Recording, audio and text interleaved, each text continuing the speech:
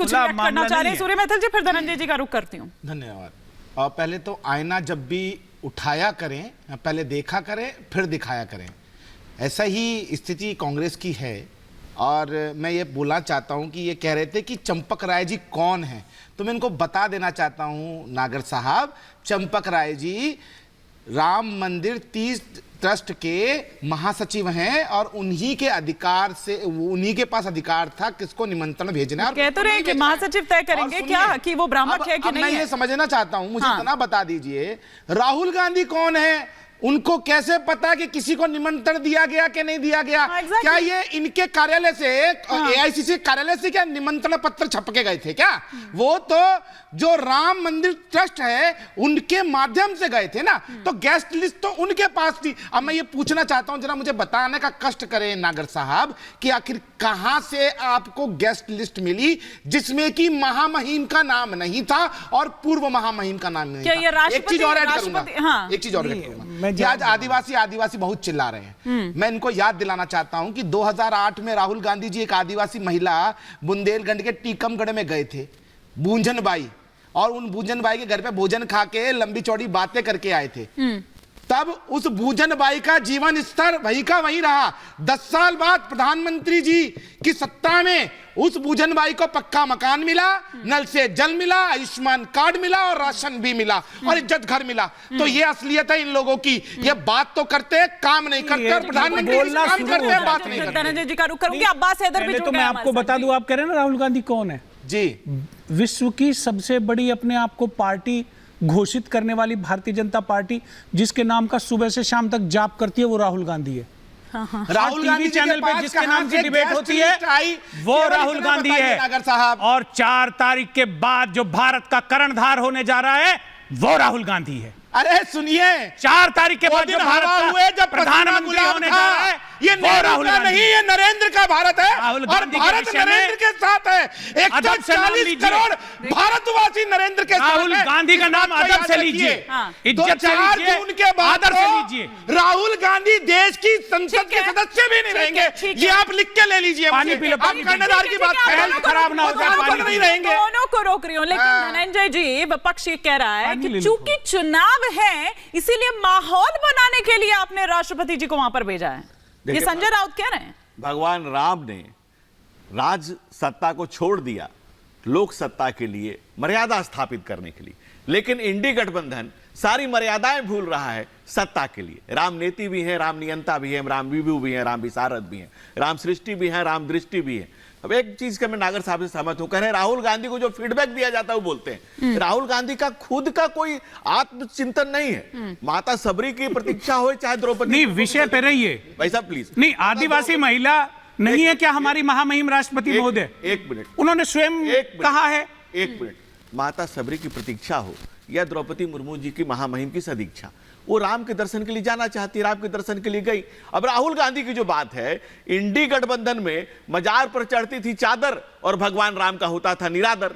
तो इस संस्कृति में ये भारत की संस्कृति नहीं है, ये राम की संस्कृति या रोम की संस्कृति नहीं चलेगी, या राम की संस्कृति चलेगी। यहाँ त्याज्य संस्कृति है, यह भोग्य की संस्कृति नहीं है। यहाँ राम गिरवासी, बनवासी, पुरवासी, दलितों, वंचितों, शोषितों, पीड़ितों, बंदर, भालू, जीव जगत जगदीश के अंतर संबंधों की पूरी यात्रा राम है।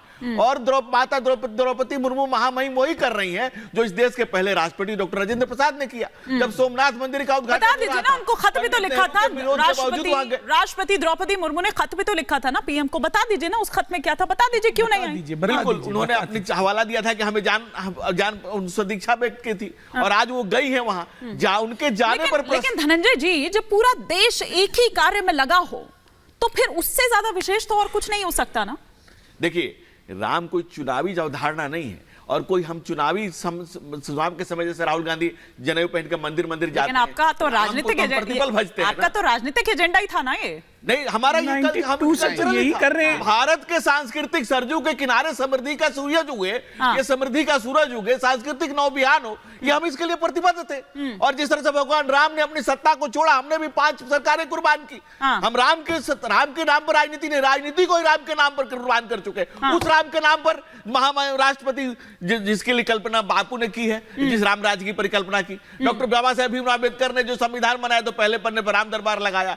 हम उस राम से से इस राष्ट्र को जोड़ करके इस राष्ट्र में राम राज्य को स्थापित करने का, उन सारे सपनों को साकार करने का, उन सारे सपनों को सम्मान देने का काम करते हैं। राम हमारे लिए राष्ट्र हैं, राष्ट्र की नीति है, नियंता है, नियंत्रक है। दुनिया में इस धरती पर धराधाम पर सबसे ज्यादा बोला जाने वाला शब्द जो है वो राम। नहीं तो फिर वो ये भी कह रहे हैं ना कि जब उनका जाना नहीं खला आपका, तो इनका जाना भी नहीं खलना चाहिए। क्यों प्रेम जी?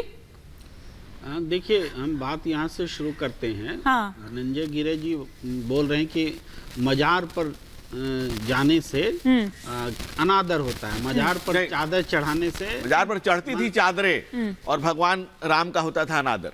चढ़ती थी चादर और दूसरे तरफ होता था अनादर। पूछा जाता था कि राम कब हुए बताओ। ठीक है, ठीक है। फिर से रिपीट कर दिया आपने। मजार पर चादर चढ़ने से श्री राम का अनादर नहीं होता है, ये बात समझिए।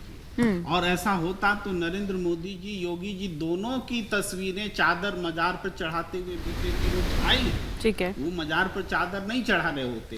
अगर आप सही कह रहे हैं, इसका मतलब वो श्री राम का अनादर कर रहे थे। तो ये बात है। दूसरी बात है कि ये सही है कि आज चंपत राय जी कह रहे हैं कि उनको राष्ट्रपति जी को निमंत्रण दिया गया था। ठीक है, तो निमंत्रण, ये जो इवेंट था, इवेंट तो खत्म हो चुका ना राम मंदिर। बिल्कुल गलत हिमानी जी, बिल्कुल गलत। ये देश के 100 करोड़ सनातनियों की आस्था का मजाक उड़ा रहे हैं यहाँ बैठकर। इनसे ये पूछिए कि ये जो नहीं, सुनिए ना, मैं ये पूछता हूँ, चुनाव से पहले 2014 से पहले जब इवेंट तो खत्म ही हो चुका है। नहीं, इवेंट नहीं था, बिल्कुल गलत।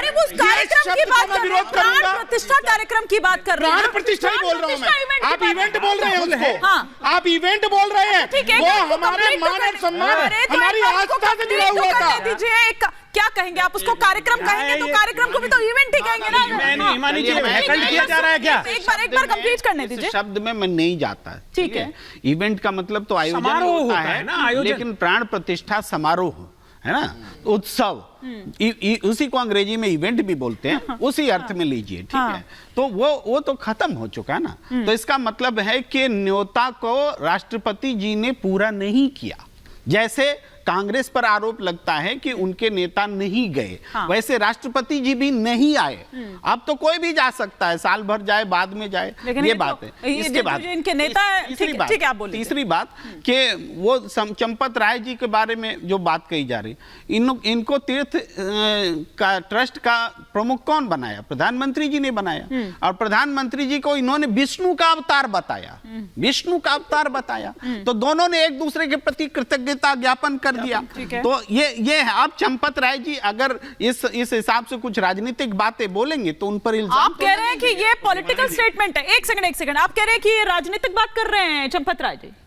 निश्चित रूप, अगर राष्ट्रपति जी को उन्होंने न्योता दिया तो उस वक्त में मैं हैरान हूं देखकर कि बिंदु बार जवाब देता हूं। देखिए, बस एक लाइन पूरा कर लेता हूं, धनंजय जी देंगे जवाब। देखिए, अगर ये जो विवाद था कि नहीं आई राष्ट्रपति जी, जो चर्चा कर रही थी, क्यों नहीं बुलाया गया, ये सब जो बातें थी, उस समय तो मौनी बाबा बन गए चंपत राय जी। आज क्यों बोल रहे हैं, ये प्रश्न का जवाब ले लीजिए।